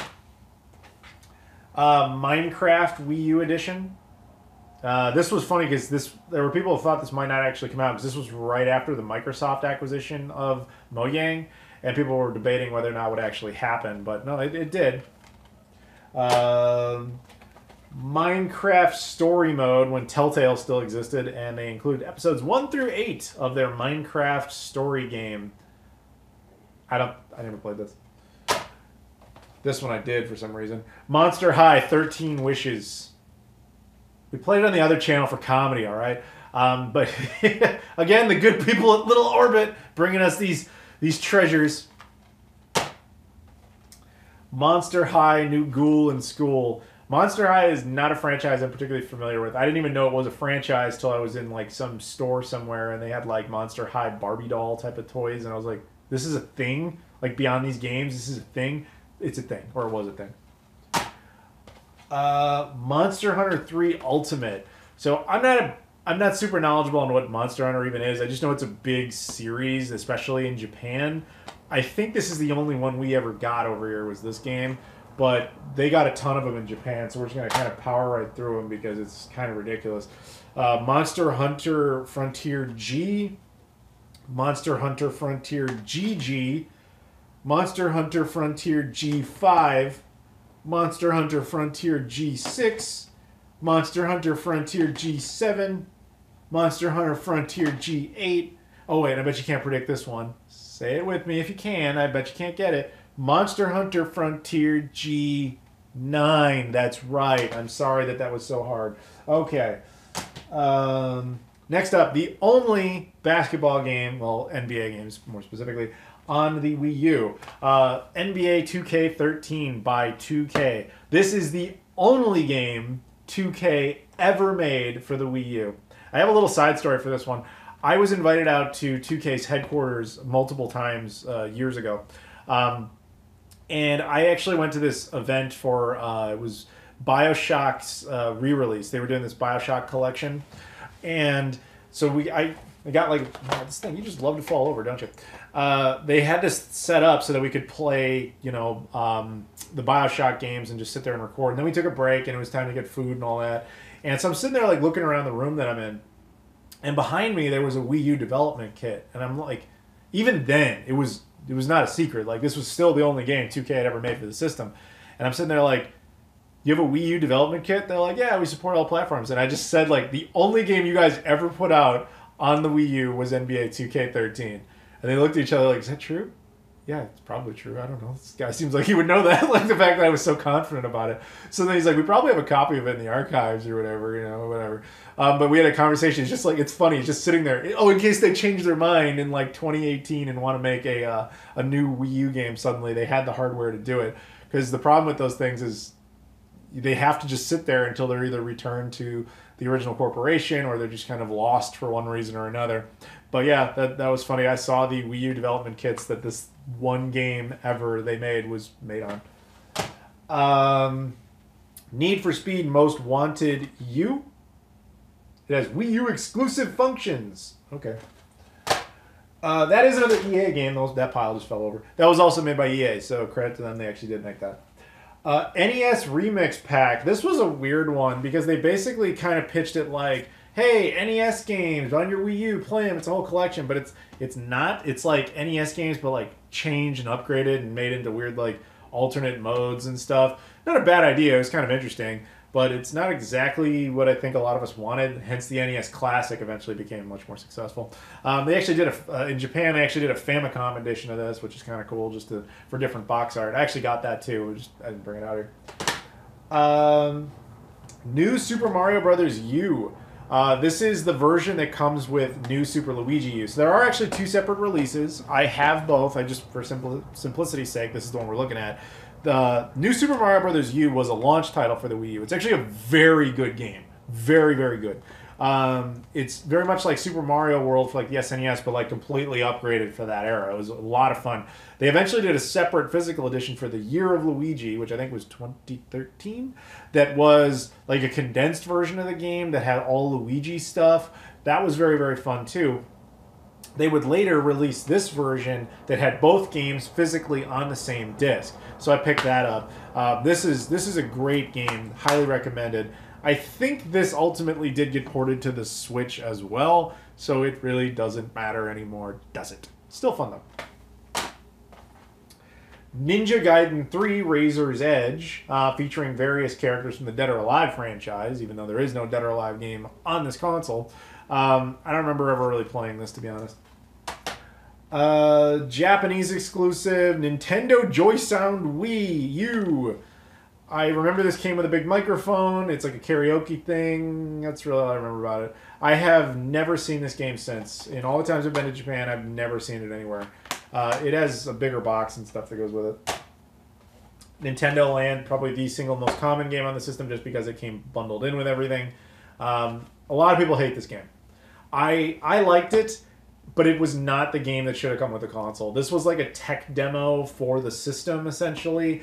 And what they were trying to go for was the Wii Sports thing. Wii Sports was a tech demo for Wii technology. The difference was that it actually was pretty good, and it actually made the Wii seem competent. Like the Wii Bowling was actually somewhat accurate and actually kind of fun.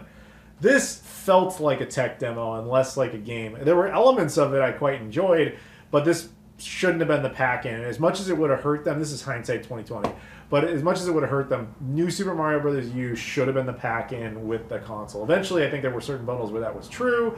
This should not have been it. This one's a little bizarre. One Piece Unlimited World Red.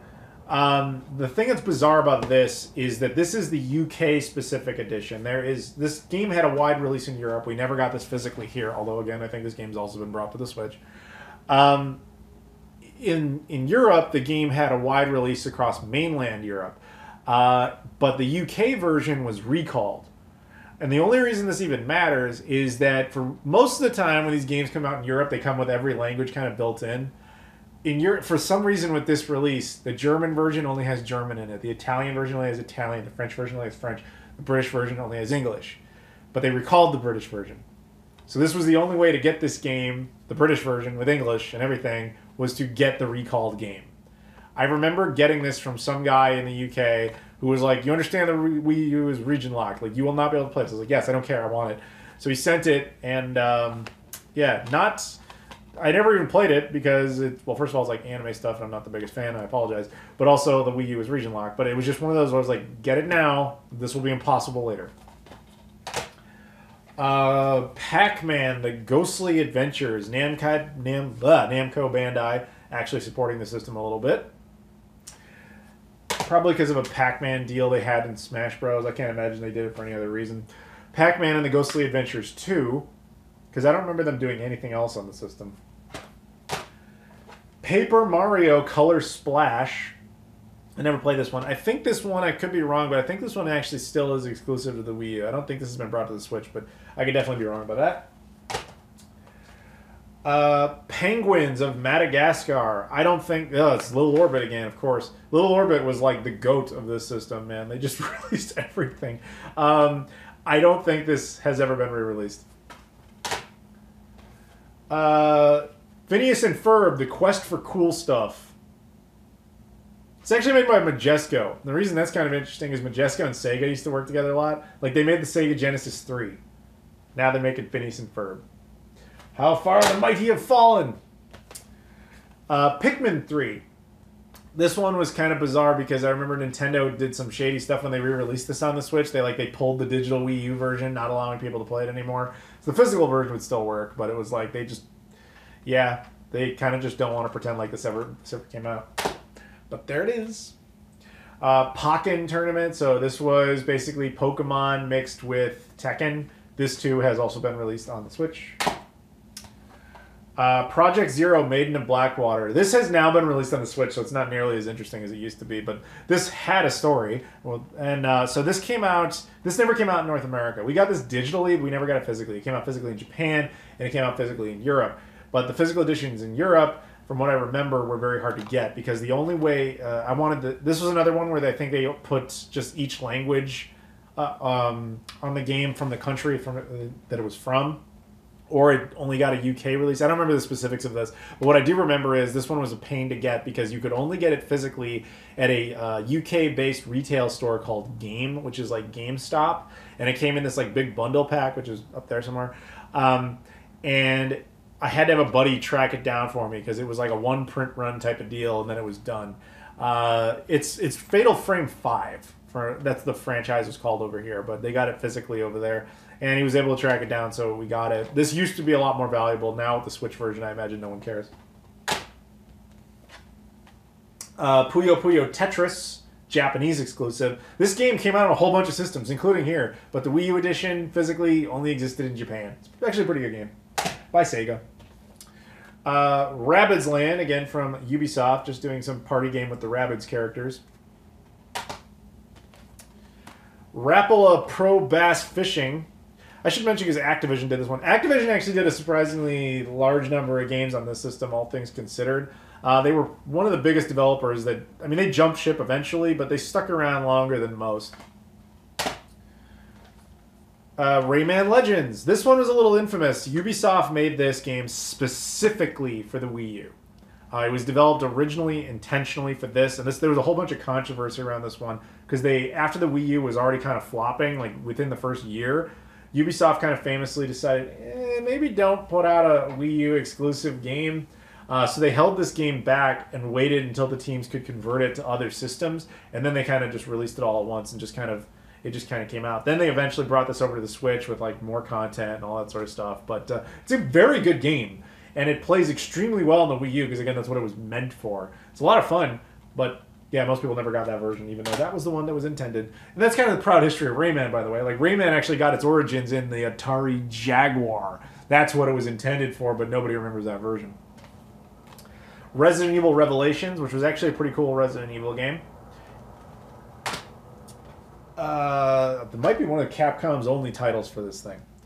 Rise of the Guardians, another movie tie-in game. I don't remember if this one has actually gotten more expensive or not over the years, unlike some of the other movie games.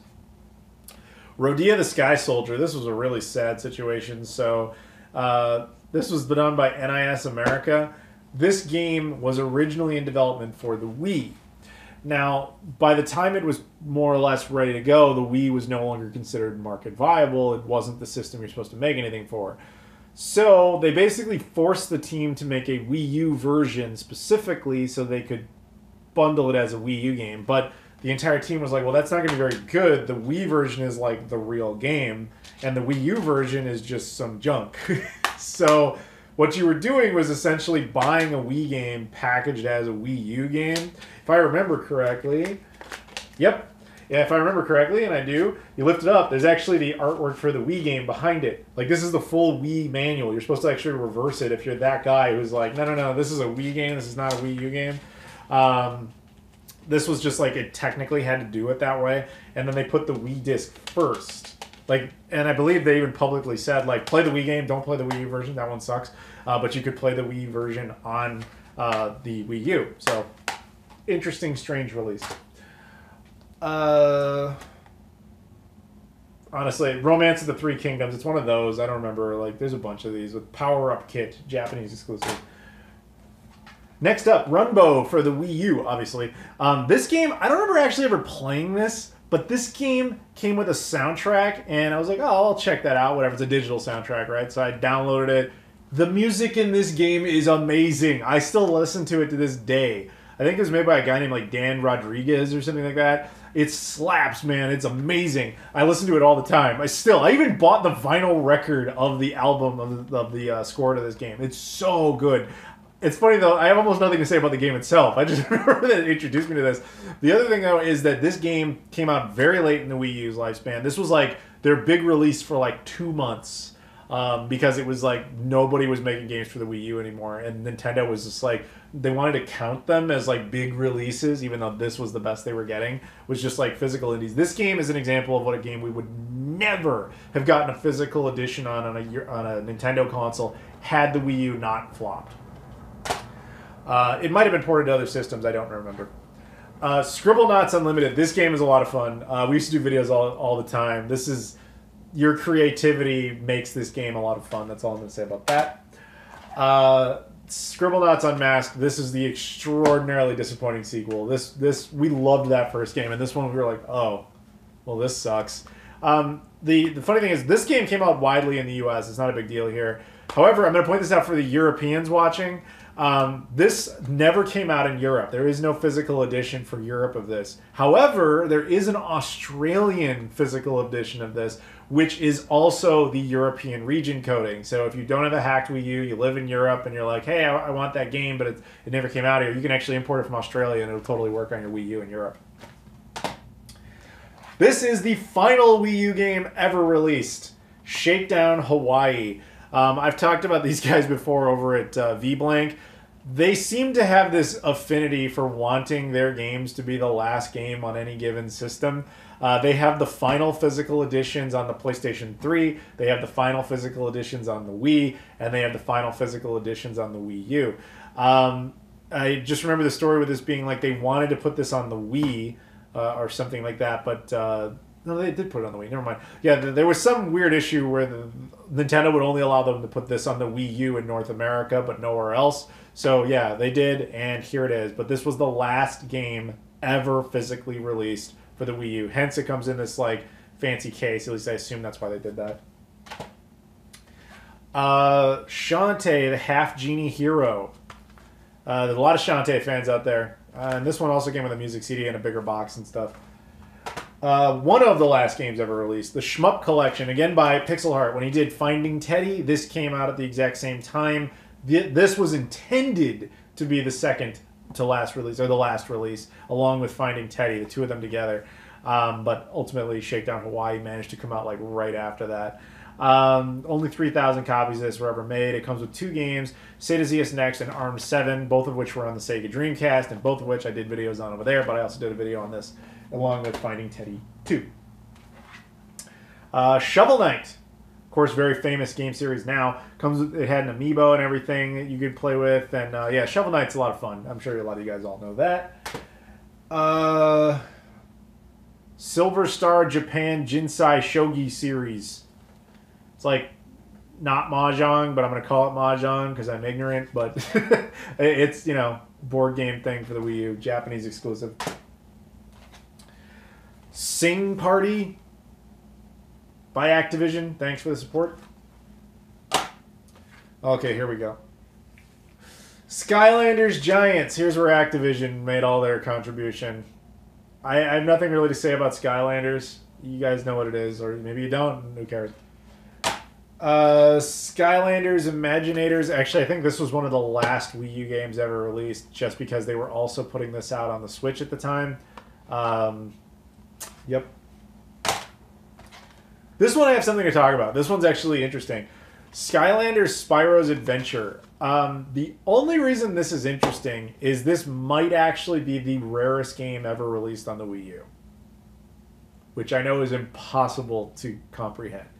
The thing is, this game only came out in Japan. This had no physical edition on the Wii U in North America or Europe. Only came out in Japan. And for whatever reason, was only sold at some convention. At least that's what I've been told. I have never seen this game ever again. This is it. It has a bigger box with some toys. It is the same damn game that came out on the Wii and other systems. It's the exact same game. It's just that this particular build, the Wii U build, only existed in Japan at some random convention. Pity to the Wii U collectors on that one. Skylanders Superchargers. The thing that was supposed to be interesting about this is that it had some Nintendo characters in it, like Donkey Kong very prevalently being placed there. So it had Skylanders toys of Nintendo's characters, which was supposed to kind of be like, oh, this is like an amiibo, get these. Whatever. Skylanders Swap Force. Skylanders Trap Team. And the Smurfs 2, actually by Ubisoft, which is interesting. Actually, I remember us making kind of a fun video out of this on the other channel. Sniper Elite V2. Alright, so the funny thing about this one, I loved this game. Which is funny because everyone agrees, even I do, this is by no means the best version of this game. But this was a situation where I had never played it. I had never played the Sniper Elite stuff. I was totally unfamiliar with it. So I tried playing this for a while, and I was like, this is pretty fun. I'm actually having a good time with this. I'm really enjoying this. And then later I would find out like how much better it is on other systems. Although I remember playing with the gamepad on this, and it was actually pretty useful because it was like, I forget exactly in what measure. It was like it was helping me find guys through like little map systems and stuff. I don't remember exactly the specifics. But it does kind of mention that it has like extra Wii U gamepad features. But it didn't include any of the DLC or any of that sort of stuff that had already existed at that point. It was just kind of a watered down edition of the game. But I loved it, even though it has since been re-released with all sorts of upgrades and stuff on other systems. Snoopy's Grand Adventure, which was just a promo for that like weird CGI Peanuts movie that really truly sucked. Also by Activision. You can't knock them, man. They actually put out a lot of games on the system. Sonic and Sega All-Stars Racing Transformed Bonus Edition. What makes it the bonus edition, I don't really know. But it had Danica Patrick and Wreck-It Ralph in it. Bonus edition because it comes with some DLC that was also available on every other version of the game. So, whatever. Sonic Boom, Rise of Lyric. Famously, one of the worst games on the system. This was a Sonic 06 situation. This was not a Sonic Frontier situation. This was a situation where, if anybody goes back and looks at that stuff, man, if anybody remembers this, Sega put a lot of effort into the Sonic Boom thing. Like, they gave it a TV show, a comic book line, a toy line, like, and of course this game, and there's a 3DS game as well. And it was supposed to be this big, like, we're reinventing Sonic type of thing. And this game was part of that Sonic contract I was talking about. And it was supposed to be, like, this big Wii U exclusive release. And the game was terrible, completely broken. Everyone hated it. It was like giving Sonic 06 territory. So they had to patch it to try and clean it up. As far as I know, the patch on this game is still the biggest patch ever released for the Wii U. It was like 1.5 gigabytes or something like that. There were people who had the basic 8, because the thing was, the hardware-wise, the black version was the Pro model that had 32 gigabytes of internal storage, like flash storage. And not all of that is accessible, of course. The white one only had 8 gigabytes, and again, not all that was accessible. There were people who, like, just had regular, like, you know, games and patches on their system who literally couldn't even play this game if they had the white system because they could not have the space to actually run the patch. Pretty bad. Sonic Lost World. Okay, so this was another part. This was the big one for that contract that I was talking about there before. This was supposed to be initially like, this is going to save the Wii U. This is Sega and Nintendo coming together. I actually played all the way through this game. I remember it pretty well. And I remember thinking, like, it had a couple of patches. It was all right. I remember thinking this was a good game. And it was, like, one patch away from being a very good game. It was never going to be a great game. Let's not mix it up. Like, words have a meaning. But it was a good Sonic game. It was only, like, but again, it was only, like, one patch away from being a very good Sonic game. And they just never did it. Probably because they just didn't sell very well and they just didn't care enough. This game would eventually break that contract and come out on PC. Splatoon, of course, one of the most iconic games from the Wii U. Big Nintendo franchise now. Of course, Splatoon 2 and Splatoon 3 being huge hits over on the Switch. Funny enough, this game still remains exclusive to the Wii U. There's probably no real reason for them to bring it over at this point. But that essentially means this game will live or die on the Wii U, most likely, unless they eventually do some sort of, like, whatever their next system is. If they do, like, Splatoon Collection or something like that, maybe. But otherwise, for the time being, this is actually one of the Nintendo series that still comes from the Wii U. This is probably the only Nintendo franchise born on the Wii U that's still active and actually popular. Says something. Splinter Cell Blacklist by Ubisoft. I think at the time I record this is still the last Splinter Cell game ever made, but I could definitely be wrong about that, unless you include like some mobile thing or whatever. But yeah, there you go. SpongeBob SquarePants, Plankton's Robotic Revenge by Activision. I don't remember anything about this. Star Fox Zero and Star Fox Guard. This is the only one where I kind of kept the special case together because it's really just two games in two different cases. This one was the big Star Fox game Nintendo was going to put out, and it disappointed everybody. Star Fox Zero, everyone said was terrible. And it was not very fun, and it used the gamepad in ways that were just stupid. And it came with this bonus game called Star Fox Guard. This was just one where everybody was like, why did you do this? And ironically, it was actually Ubisoft that upped Nintendo a bit when they did, what was it, Starlink? Is it Starlink? Starcross? Whatever it is. I honestly don't remember the name of that game. They released a game, a Toys to Life game, way too late. Where they had, like, on the Switch, they actually had included all the Star Fox characters, and so like you could play this whole side Star Fox mission. And everybody's like, "This is the Star Fox game we wanted. What is this?" This will probably die on the Wii U because nobody has any great memories of it. I don't think anybody really wants this back, and Nintendo's not going to bother. They would just make a new one at this point. So this will probably live and die on this system. unless they do like the overall Star Fox collection. Do you remember before when I was talking about the eShop Selects thing? How we got one of them but not the other? Well, this was the other one. This is the one we actually got. This is the SteamWorld collection consisting of SteamWorld Heist and SteamWorld Dig: A Fist of Dirt by Rising Star Games.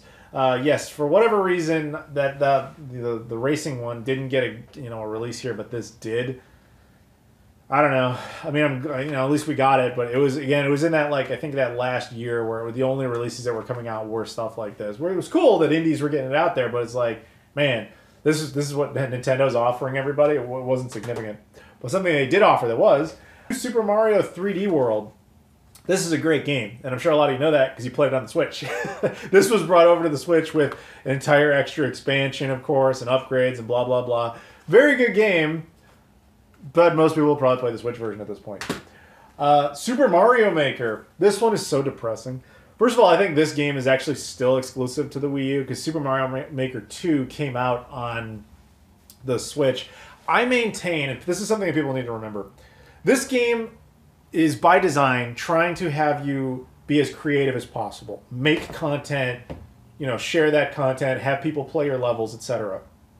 Given the name, the point is, make Mario levels and people will try them and play them and have fun. But Nintendo would not allow people to share videos of this on YouTube or stream themselves doing this. This could have been Minecraft for the Wii U. This had that potential. It was really very possible that people would see this and be like, this is why I need a Wii U. I need to be part of this community. I need to get involved in this, etc. And Nintendo just shot themselves in the head by being like, no, you can't stream our games. That's stealing from us, which of course it isn't, but that's what they thought. Super Smash Bros. Wii U. This is one of the few games that came out that people actually bought Wii U's for. Like Mario Kart 8, there were people legit excited, and this was like the only reason they even bought the system. It is a good game, but yeah, honestly, I used to be a lot bigger Smash Bros. Fan back in the day when I was a kid, like the N64 version and stuff. And after that, I just kind of found it as just like a gimmick that was being recycled. I recognize they're very well crafted fighting games. It just didn't excite me as much as it used to. I don't know, but it's still a good game. Don't get me wrong. I got nothing. It's about a drum or something.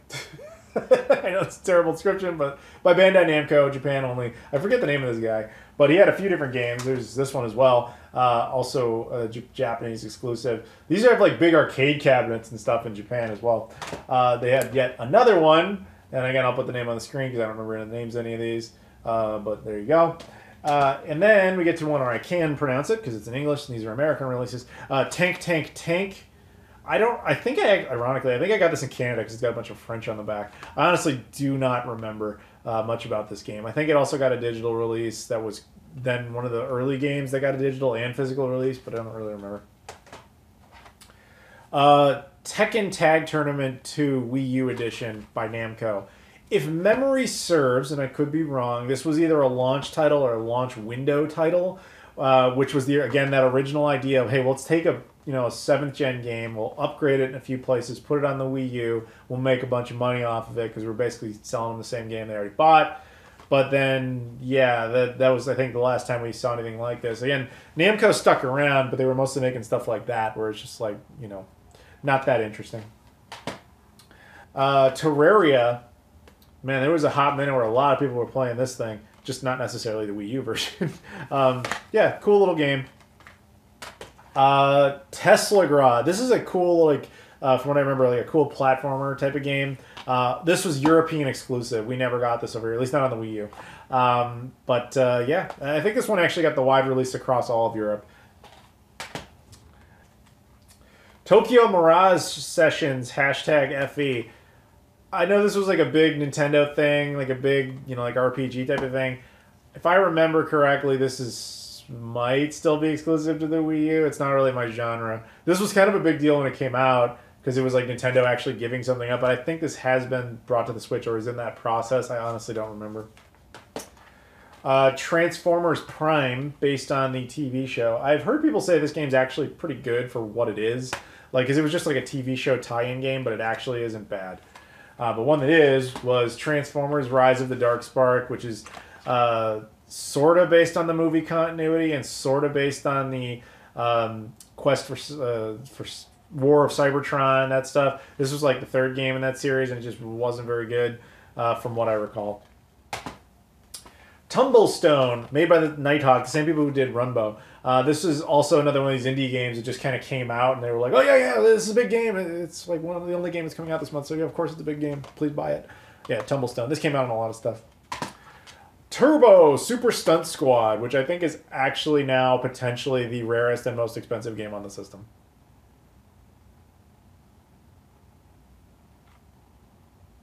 No. Because I bought it, nobody cared. Nobody cared. The voice, I want you. No. Walking Dead Survival Instinct. I think this was actually one of the last Wii U games I ever got because I needed it. This was not the Telltale Walking Dead games that like won Game of the Year and stuff. This was just like a thing. Warriors 3 Orochi Hyper, or Warriors Orochi 3 Hyper by Koei Tecmo. So, I don't know. Looks like... No, I don't know. Watch Dogs. This one's kind of disappointing. So Ubisoft put this out like barely. Originally, Watch Dogs was supposed to be like a big Wii U thing. And by that point, they had kind of made the decision behind the scenes, like, we'll keep supporting it, but we're going to put stuff on other things. And so they basically just put this out because they had promised it. But it was essentially the Xbox 360 build with like a couple additional features in the screen and really nothing else special about it. It basically just existed to exist. There is no GTA game on this system. This is like essentially the closest thing you have to that type of experience. Wheel of Fortune, also put out at the same time as Jeopardy, exempt by THQ. And I think just like that one, it was kind of a low print run thing, and this was it. We Fit You. Know your audience, man. We don't want to do a bunch of exercise. Wii U Party Pack. I don't remember anything about that. Wii Sports Club. There was actually a minute where this was a really hard game to find.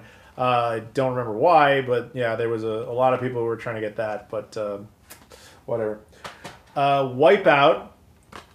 These games are actually kind of fun from what I remember. Wipeout and Wipeout Create and Crash. These were like little party type of games that were based on like almost like Olympic triathlete, triathlon type of things. And I think that Wipeout was a show on ABC because it says ABC all over it, but honestly, I don't remember. I personally do not remember the show. Man, I forgot about this one. Wonderful 101. This was a big game for a while there. This has since been brought to the Switch as well. But this was a big Wii U exclusive originally. It was meant to be something special. It's actually a pretty good game from what I remember, but yeah, I think this was made by the guy who made Beautiful Joe. Xenoblade Chronicles X. If I recall correctly, this is the only game on the Wii U that allows you to install the majority of the game to the console before playing it, just because the load times would otherwise be so horrendous. But it technically doesn't require that. But yeah, that's vaguely what I remember about that. One of the last mature game, there weren't that many for the Wii U in Japan. This is a Japanese exclusive. Yakuza 1 and 2 HD for the Wii U. This is the original PS2 games, the first and second, converted over to the Wii U. This was kind of a big deal at the time because that hadn't happened on anything else. They put this out on the PS3 and on the Wii U, but they didn't include English options, so it really wasn't very playable. And of course, on the Wii U, it was region locked anyway. I want to say Yokai Watch or something like that. I don't remember. It actually has Just Dance on it, so I guess we're not quite out of the woods on the whole Just Dance thing. But yeah, this was a Japanese exclusive. This one's totally worthless. I see this all the time in Japan for like 200 yen, which is like $1.50 or something. Like, this is junk. Yoshi's Woolly World. This came with all sorts of weird amiibos, like they were cloth-based. There's even like a giant one and everything. This was an interesting game. I don't know if this has since been converted to the Switch or not. I don't remember that, but it might have happened. Your Shape Fitness Evolved 2013. Be fit, be active, be connected. Wiimote required. Of course it is, because if it sucks, it needs the Wiimote. I mean, Ubisoft made it, which is cool, but like, no. Zombie U, also by Ubisoft. This was a cool game. It was a launch title. It was intended to really like show off what the Wii U could do, the potential of having two screens and all that sort of stuff, and the options that could exist with that. It didn't do all that well, and eventually it was brought over to the PS4 and Xbox One. Last, and not necessarily least, but close to least, Zumba Fitness World Party. It is not a party. If you go at any party and they're like, oh, we're all going to work out now, that party sucks. I'm just going to be honest with you. So, no, none of that. Anyway, yes, that is the full Wii U collection aside from the little cleaning kit disc there. But yeah, that'll pretty much do it. This is probably the longest video in the history of this channel. Hopefully you guys enjoyed it, got something interesting out of it. But yeah, celebrating the 10-year anniversary of the Wii U, just a little bit late.